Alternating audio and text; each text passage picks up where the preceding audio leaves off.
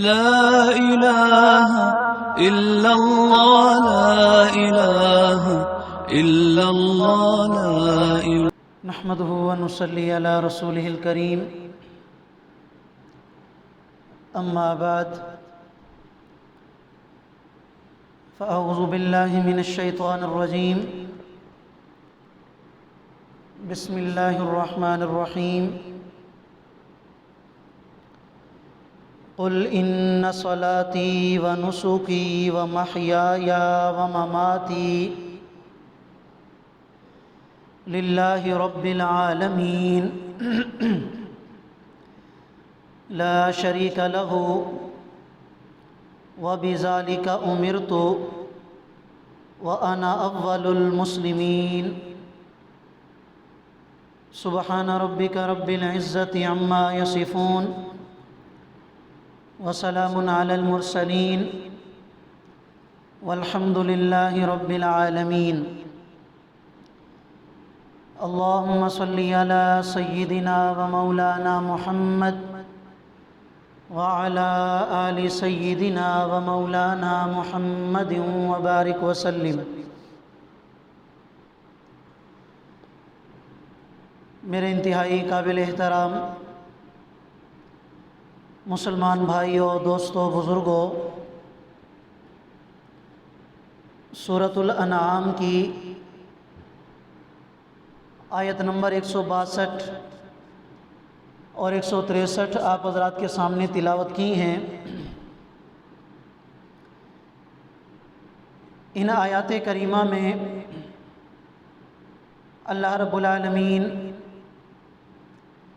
قربانی کا مقصد اور قربانی کا جو پیغام ہے اس پیغام کا ذکر فرما رہے ہیں۔ اللہ رب العالمین کی بارگاہ میں دعا گو ہوں کہ اللہ تعالی ہم سب مسلمانوں کو قربانی کا مقصد سمجھنے کی توفیق عطا فرما دیں اور پھر پوری زندگی اسی مقصد کے تحت گزارنے کی بھی توفیق عطا فرما دیں۔ میرے محترم دوستو،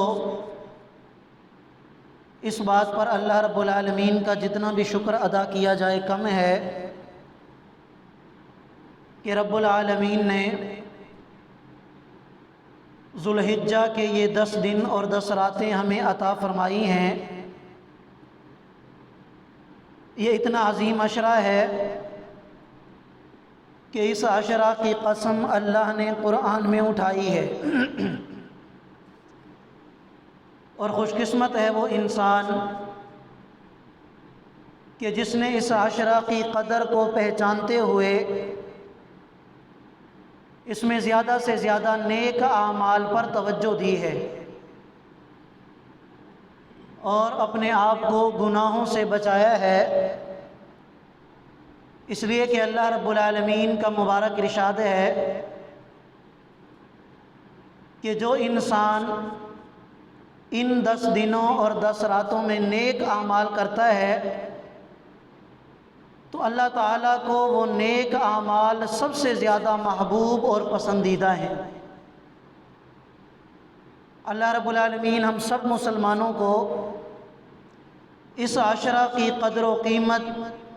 پہچاننے اور اس پر عمل کرنے کی توفیق عطا فرما دیں۔ جو آیات کریمہ آپ حضرات کے سامنے تلاوت کی ہیں، ان میں سب سے پہلی بات جو اللہ رب العالمین نے بیان فرمائی ہے کہ میرا پیغمبر آپ کہہ دیجئے کہ میری نماز اور میری قربانی اور میرا جینا اور میرا مرنا یہ سب اس اللہ کے لیے ہے جو تمام جہانوں کا پروردگار ہے۔ آپ حضرات کو یہ بات شاید معلوم ہو کہ قربانی کے وقت جب جانور کے گلے پر چھری چلائی جاتی ہے تو اس وقت اس آیت کریمہ کا پڑھنا یا اس جملے کا پڑھنا یہ مسنون ہے۔ آپ علیہ الصلاۃ والسلام کی سنت مبارکہ ہے کہ جب آپ علیہ الصلاۃ والسلام جانور کے گلے پہ چھری چلایا کرتے تو اس وقت آپ علیہ الصلاۃ والسلام یہ ارشاد فرمایا کرتے ان صلاتی و نسکی و محیای و مماتی للہ رب العالمین، کہ میرا سب کچھ اللہ کی رضا کے لیے ہے جو تمام جہانوں کا پالنے والا ہے۔ اب اس جملہ کے اندر اگر پہلی دو چیزوں کو دیکھا جائے تو وہ تو بالکل واضح ہیں کہ میری نماز اللہ کے لیے، اور یہ جو میں قربانی کرنے لگا ہوں، جانور کے گلے پہ چھری چلانے لگا ہوں، یہ بھی اللہ کی رضا کے لیے ہے۔ علماء کرام فرماتے ہیں نماز سے اللہ نے اشارہ فرمایا تمام بدنی عبادات کی طرف، اور قربانی سے اللہ نے اشارہ فرمایا ہے تمام مالی عبادات کی طرف۔ اور معنی آیت کریمہ کے یہ ہوئے کہ میری جتنی بھی بدنی عبادات ہیں اور میری جتنی بھی مالی عبادات ہیں وہ ساری کی ساری صرف اور صرف اللہ کی رضا کے لیے ہیں۔ اس کے بعد جو اللہ کریم نے دو الفاظ بیان فرمائے ہیں وَمَحْيَايَ وَمَمَاتِي، کہ میرا جینا بھی اللہ کے لیے اور میرا مرنا بھی اللہ کے لیے، انہی دو الفاظ میں رب العالمین نے قربانی کا مقصد بھی بیان فرمایا ہے، اور یہ قربانی ہمیں جو پیغام دیتی ہے اس پیغام کی طرف بھی اشارہ فرمایا ہے۔ اللہ رب العالمین ہمیں یہ بات سمجھانا چاہتے ہیں کہ جس وقت تم قربانی کرنے لگتے ہو اور جانور کے گلے پہ چھری چلاتے ہو تو صرف جانور کے گلے پہ چھری چلانا اللہ تعالیٰ کو یہ مطلوب نہیں ہے۔ اللہ تعالیٰ تم سے صرف یہ نہیں چاہتے کہ تم جانور کے گلے پہ چھری چلا دو، بلکہ اللہ تعالیٰ اس سے تمہیں سبق دینا چاہتے ہیں اور یہ پیغام دینا چاہتے ہیں کہ اب تمہاری پوری زندگی کے اندر، زندگی کے کسی موڑ پر اللہ کا جو بھی حکم تمہارے سامنے آئے گا تم نے اس حکم پر عمل کرنا ہے بغیر کسی چوں چرا کے۔ اللہ کا حکم جو بھی آ گیا تم نے اس حکم کے سامنے اپنا سر جھکا دینا ہے، سر تسلیم خم کر دینا ہے۔ جیسے قربانی والے مسئلے کے اندر تم نے اپنی عقل سے نہیں، تم نے اپنے دماغ سے نہیں، اپنے دل سے نہیں، بلکہ اللہ کا حکم سمجھ کر تم نے جانور کے گلے پہ چھری چلائی۔ اسی طرح پوری زندگی میں جس جگہ بھی اللہ تعالیٰ کا کوئی بھی حکم تمہاری طرف متوجہ ہوگا تم بغیر اپنی عقل کو استعمال کیے فوراً اس حکم پر عمل کرنے کے لیے تیار ہو جاؤ گے۔ گویا یہ قربانی ہمیں یہ پیغام دیتی ہے کہ اللہ کا حکم یہ ہر شے سے بڑھ کے ہے، اللہ کا حکم یہ ہر چیز پر فوقیت رکھتا ہے۔ اللہ کے حکم کے سامنے کائنات کی کسی چیز کی کوئی اہمیت نہیں۔ جب اللہ کا حکم آ جائے گا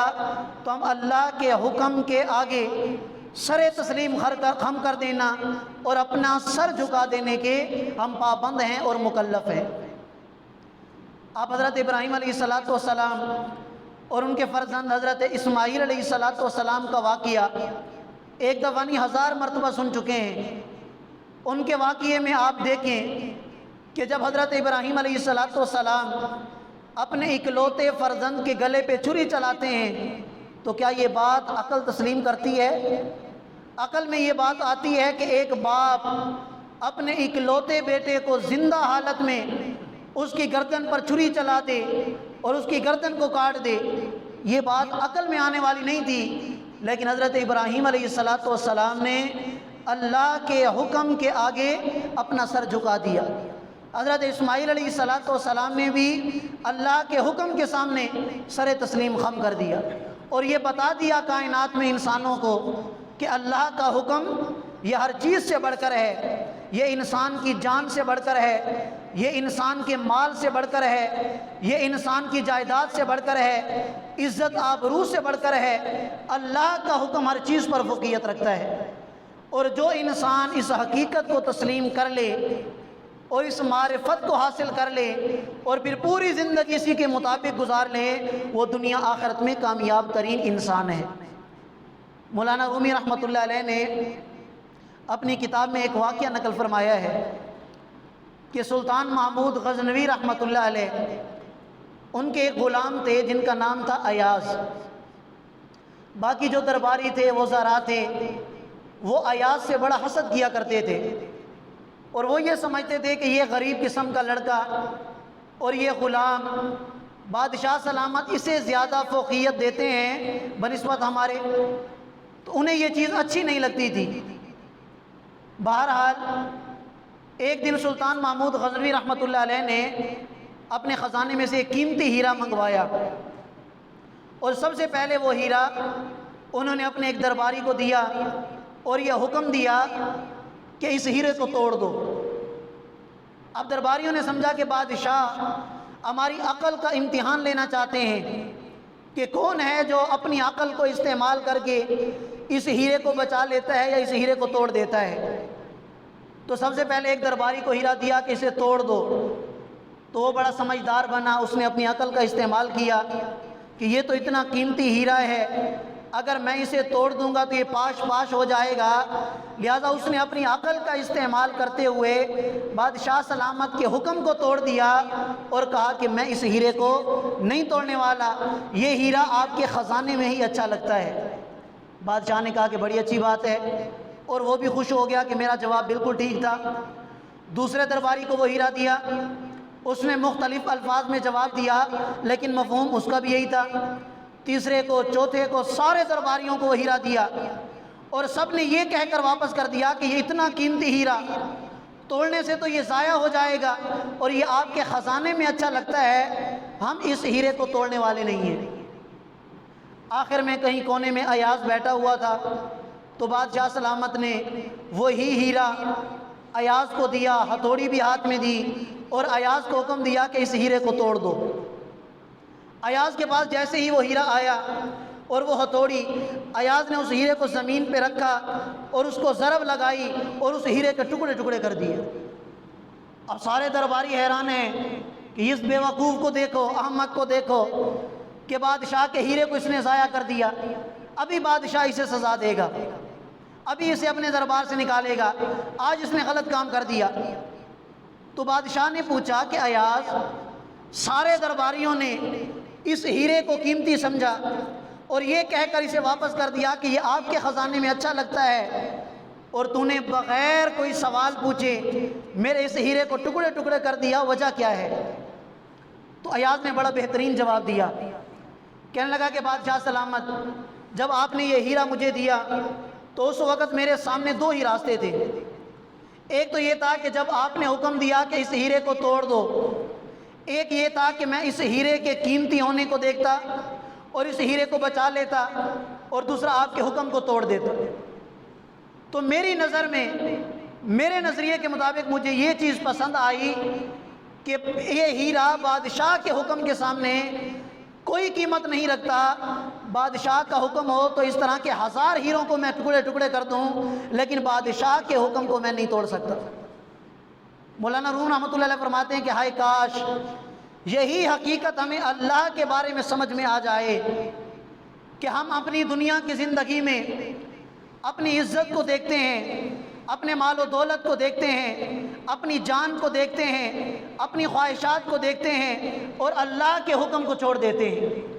اللہ کے نبی کے حکم کو توڑ دیتے ہیں۔ ہائے کاش کہ یہ بات ہمیں سمجھ میں آ جائے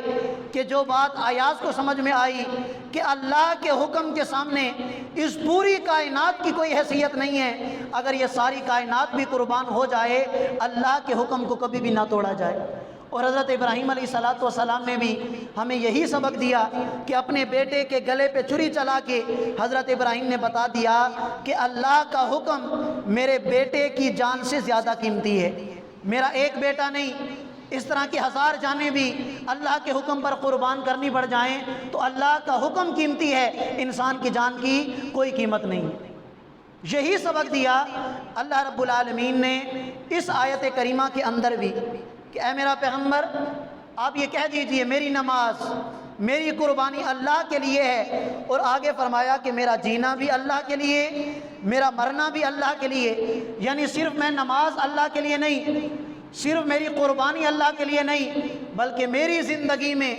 میرا جو بھی عمل ہوگا وہ سارے کے سارے اعمال کس کی رضا کے لیے ہوں گے؟ اللہ کی رضا کے لیے ہوں گے۔ ہر مسلمان جانتا ہے کہ اگر بڑے سے بڑا عمل ہو، بڑے سے بڑا اس نے عمل کیا، اگر اس کے اندر نیت میں کھوٹ آ گیا، ریاکاری آ گئی، دکھلاوا آ گیا، تو اس عمل کا اللہ کے ہاں ذرہ برابر بھی اجر نہیں ملے گا۔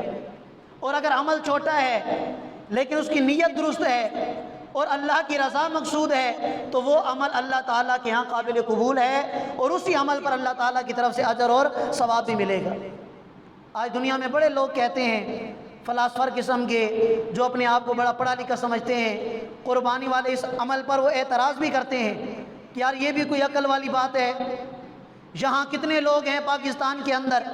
جو بھوک سے مر رہے ہیں، جو غربت سے مر رہے ہیں، اور یہاں دیکھو مسلمانوں کو کہ وہ اتنے زیادہ جانوروں کے گلے پہ چھری چلا دیتے ہیں۔ انہیں یہ مسئلہ سمجھ کیوں نہیں آتا؟ اس سے تو اچھا یہ ہے کہ یہ جانور ذبح نہ کریں اور یہی پیسے کسی غریب کو دے دیں، یہ جانور کی قربانی نہ کریں، یہی مال یہ کسی غریب کو دے کر اس کی بیٹی کا رشتہ کروا لیں، اس کے جہیز کا بندوبست کر لیں، کسی غریب کا تعاون کر لیں، کسی بیمار کی بیماری کا علاج کروا لیں۔ یہ لوگ کہتے ہیں اپنی فلاسفری، لیکن یاد رکھیے ہر عمل کے لیے اللہ تعالیٰ نے ایک مقام رکھا ہے۔ اللہ تعالیٰ نے دین اسلام کے اندر غرباء کا تعاون، محتاجوں کی مدد، اور اسی طرح بیماروں کا علاج کروانا، اور اگر کسی کی بیٹی بغیر نکاح کے بیٹھی ہے اس کا نکاح کروا دینا، اس کی مدد کر دینا، اس پر اللہ تعالیٰ نے بڑا اجر و ثواب رکھا ہے۔ لیکن یہ مقام ہے قربانی کا، جانور کے گلے پہ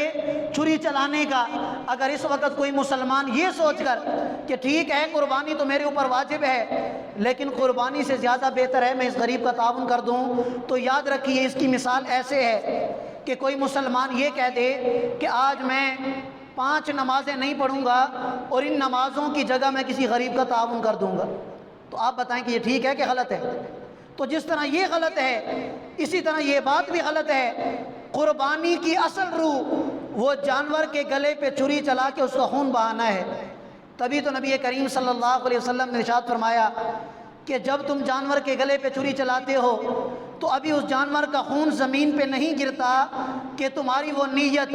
اور تمہارا وہ ارادہ اللہ کی بارگاہ میں پہنچ جاتا ہے، اللہ کی رضا کے لیے کیا ہوگا، اللہ تعالیٰ کا قرب نصیب ہوگا، اللہ تعالیٰ کی طرف سے اجر و ثواب نصیب ہوگا۔ کس وجہ سے؟ اس خون کے بہانے کی وجہ سے۔ اب اگر ان فلاسفروں کی باتوں میں آ کر اور ان لوگوں کی باتوں میں آ کر ہم بھی یہ کرنے لگیں کہ نہیں جی قربانی تو کوئی ضروری نہیں، غریبوں کا تعاون ضروری ہے، تو یہ غلط ہے۔ ہماری عقل میں یہ بات آئے یا نہ آئے، اللہ نے یہ حضرت ابراہیم کی سنت، حضرت اسماعیل کی سنت قرار دی ہے، اور ہم نے اس سنت پر عمل کرنا ہے کیسے؟ جانور کے گلے پہ چھری چلا کے۔ اگرچہ یہ بات ہماری عقل میں نہ آئے لیکن اللہ کا حکم یہ ہر چیز پر فوقیت رکھتا ہے، اور یہ بات بھی اکثر مسلمانوں کو دیکھتے ہیں کہ پتہ نہیں ہماری قربانی اللہ کی بارگاہ میں قبول ہوتی بھی ہے یا نہیں۔ یاد رکھیے کہ جب آپ نے جانور کے گلے پہ چھری چلا دی تو اس طرح کی بات کرنا بھی درست نہیں ہے۔ اللہ نے جب آپ کو توفیق عطا کی، آپ نے اپنا مال خرچ کر کے جانور کے گلے پہ چھری چلا دی، اب آپ اسے اللہ پہ چھوڑ دیں، اللہ تعالیٰ انشاءاللہ اپنی بارگاہ کے اندر اسے قبولیت کا شرف ضرور عطا فرمائیں گے۔ وہ ایک بغداد کے دیہاتی کا واقعہ آتا ہے کہ وہ اپنے گھر سے نکلنے لگا تو اپنی بیوی سے کہا کہ میں بادشاہ کے پاس جانے لگا ہوں تو مجھے مشورہ دو کہ کون سا تحفہ لے کے جاؤں۔ اب یہ بیچارہ غریب آدمی یہ کیا تحفہ لے کے جا سکتا تھا؟ تو بیوی نے مشورہ کیا کہ ہمارے جو علاقے کا پانی ہے وہ بڑا میٹھا ہے، صاف اور شفاف پانی ہے، تو تم پانی کا ایک مٹکا بھر کے بادشاہ کے پاس بطور تحفہ لے کے جاؤ۔ تو اس نے بھی سمجھا کہ واقعی بات تو ٹھیک ہے، اچھا تحفہ ہے، ایک مٹکا پانی کا بھرا۔ اس وقت جہاز تو تھے نہیں، نہ کوئی گاڑیاں تھیں، پیدل سفر ہوا کرتا تھا اونٹوں پر۔ تو یہ پیدل سفر کیا اس نے بادشاہ کی طرف، اور راستے میں ہوا بھی آئی، بارشیں بھی آئیں، دھول مٹی وہ ساری اس پانی کے اندر چلی گئی، اور اس مٹکے کے اوپر مٹی جم گئی۔ اب یہ آدمی بادشاہ کے دربار میں پہنچتا ہے اور بادشاہ کو کہتا ہے کہ بادشاہ سلامت، میں آپ کے لیے ایک تحفہ لے کے آیا ہوں۔ تو بادشاہ نے پوچھا کہ کیا تحفہ ہے؟ مٹکے کا منہ کھولو۔ جب مٹکے کا منہ کھولا گیا تو اس سے اتنی گندی بدبو آئی، اس لیے کہ کتنے دنوں سے اس کا منہ اس نے بند کیا ہوا تھا۔ بادشاہ نے یہ سوچا کہ اگر اب اسے میں یہ کہہ دیتا ہوں کہ یہ تو کون سا تحفہ لے کے آیا، اس سے تو گندی بدبو آ رہی ہے، یہی تحفہ تمہیں ملا تھا مجھے لانے کے لیے، بادشاہ نے کہا کہ اس کا دل ٹوٹ جائے گا۔ بادشاہ نے کہا کہ ہاں تحفہ تو بڑا اچھا ہے، جاؤ اس کا منہ بند کر دو، اس کو وہاں رکھ دو، اور اس کو ایک مٹکا اشرفیوں کا بھرا ہوا انعام کے طور پر دے دو۔ وہ دیہاتی بھی خوش ہو گیا کہ بادشاہ کو میرا یہ تحفہ پسند آ گیا۔ اب بادشاہ نے حکم دیا اپنے ایک وزیر کو کہ اس کو دریائے دجلہ کے کنارے سے لے کے جانا ہے۔ جب یہ دیہاتی وہاں پہنچا، اس نے دریا کا پانی چکھا، وہ تو بڑا میٹھا پانی، بڑا صاف پانی۔ دیہاتی سوچنے لگا کہ بادشاہ کو میرے اس پانی کی کیا ضرورت تھی، بادشاہ کے پاس تو یہ پورا دریا ہے، صاف اور شفاف اور میٹھا پانی، لیکن پھر بھی بادشاہ نے میرا تحفہ قبول کیا، حالانکہ اس سے بدبو بھی آ رہی تھی، پھر بھی بادشاہ نے میرا دل رکھ لیا اور میرے اس تحفے کی لاج رکھی، اور اس کے بدلے انعام کے طور پر ایک مٹکا اشرفیوں کا بھرا ہوا بھی مجھے دے دیا۔ مولانا روم رحمۃ اللہ علیہ فرماتے ہیں اللہ کے معاملے میں بھی اگر یہ حقیقت ہمیں سمجھ میں آ جائے کہ جب ہم نے جانور کے گلے پہ چھری چلا دی،